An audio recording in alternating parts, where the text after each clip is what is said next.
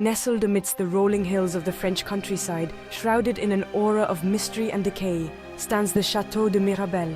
This once magnificent castle, now a shadow of its former glory, whispers tales of a time long past. Its history dates back to the 14th century, a tumultuous period marked by conflict and intrigue. The castle was commissioned by Jean de Valois, a powerful duke, as a symbol of his authority and a strategic stronghold against his enemies.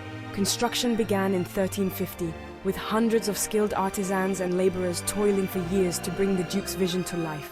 The location, atop a steep hill overlooking a strategic valley, was carefully chosen for its defensive advantages. From its ramparts, the duke could survey his domain and anticipate any approaching threats. The early years of Château de Mirabelle were a whirlwind of activity. Noble families from far and wide flocked to the castle, eager to curry favor with the duke. Grand feasts were held in the great hall, their revelry echoing through the stone corridors.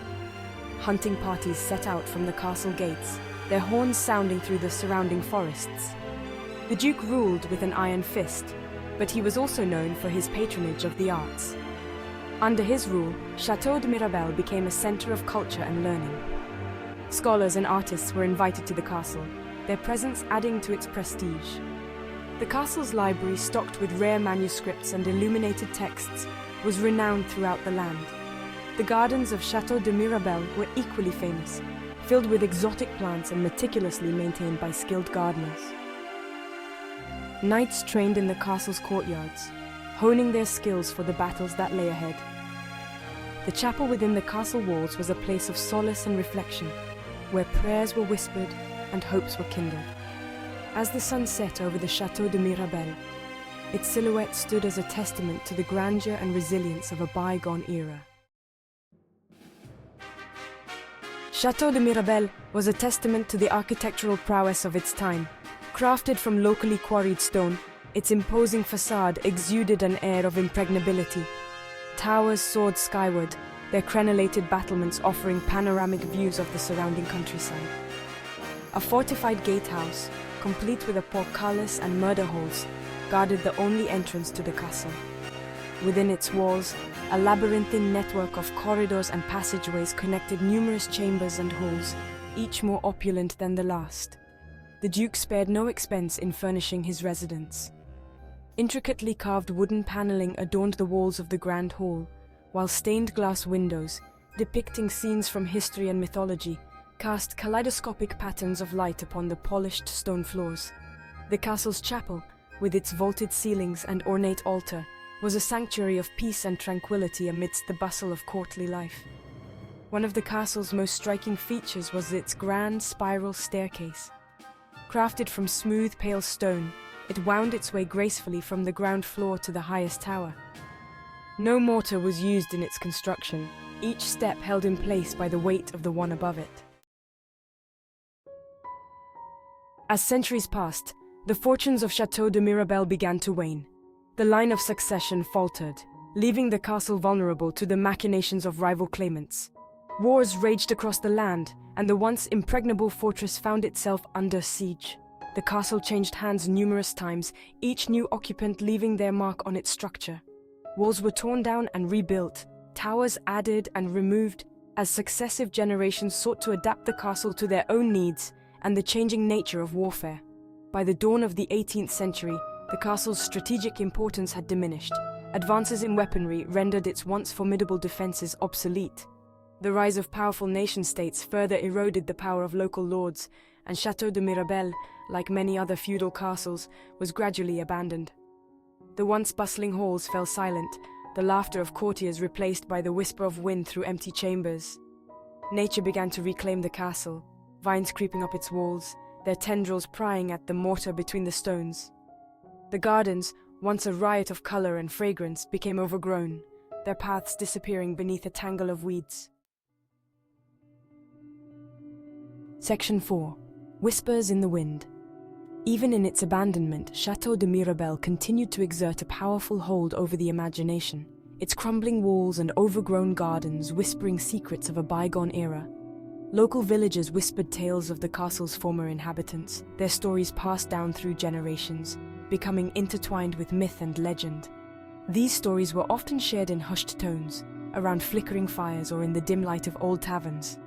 Some spoke of a tragic love affair between a beautiful noblewoman and a humble knight, a romance that defied the rigid social norms of their time. Their love was forbidden by her family's ambition, which sought to marry her off to a wealthy suitor to secure their own power and influence. It was said that her heartbroken cries could still be heard echoing through the castle's corridors on moonlit nights, a haunting reminder of love lost. Others told of a secret chamber hidden deep within the castle's foundations, a place shrouded in mystery and darkness. Here the Duke had concealed his vast treasure, a fortune that had tempted many over the centuries. According to legend, the entrance to this chamber was guarded by a fearsome beast, a creature of nightmares, its eyes glowing red in the darkness, a warning to those who dared to seek the hidden riches. Treasure hunters and adventurers had searched for the chamber for centuries, driven by tales of unimaginable wealth. But it remained elusive, if it existed at all, a tantalizing mystery that kept the legend alive. One persistent legend centered around a ghostly apparition, a figure that struck fear into the hearts of those who saw it. Said to be the spirit of the Duke himself, this ghostly figure was a reminder of the castle's dark past. He was said to roam the castle battlements at night, eternally vigilant, even in death, his presence a constant watch over his former domain. Villagers claimed to have seen his spectral figure, clad in full armor, his sword drawn, a silent guardian of the castle, his eyes glowing with an eerie light, a spectral sentinel who watched over the ruins, ensuring that the secrets of Château de Mirabelle remained undisturbed. Section 5. Nature's Reclaim.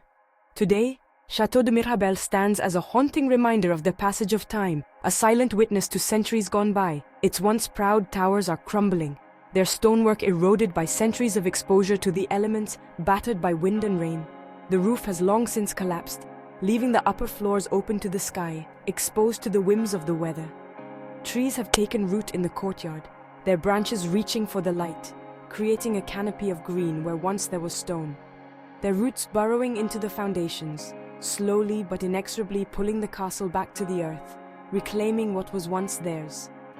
Ivy clings tenaciously to the walls, its emerald green tendrils snaking across the stonework, weaving a tapestry of nature over human creation. Obscuring the once intricate carvings, the ivy tells its own story of survival and growth. Within the castle walls, the air is heavy with the scent of damp earth and decay, a testament to the relentless march of time.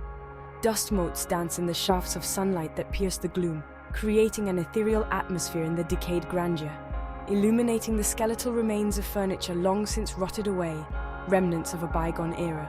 The floors are littered with fallen masonry, each piece a fragment of history, and the sound of dripping water echoes through the empty chambers, a constant reminder of nature's relentless encroachment, a symphony of decay. A constant reminder of nature's relentless encroachment, as water seeps through the cracks, furthering the castle's decline. Yet even in this state of advanced dilapidation, it is impossible not to be moved by the poignant beauty of Château de Mirabelle, a beauty that transcends time. The castle stands as a testament to the enduring power of human endeavor, a monument to the past, a physical manifestation of history, each stone a chapter in the story of human civilization, its stones whispering tales of grandeur and decline, of life and loss, echoing the voices of those who once walked its halls.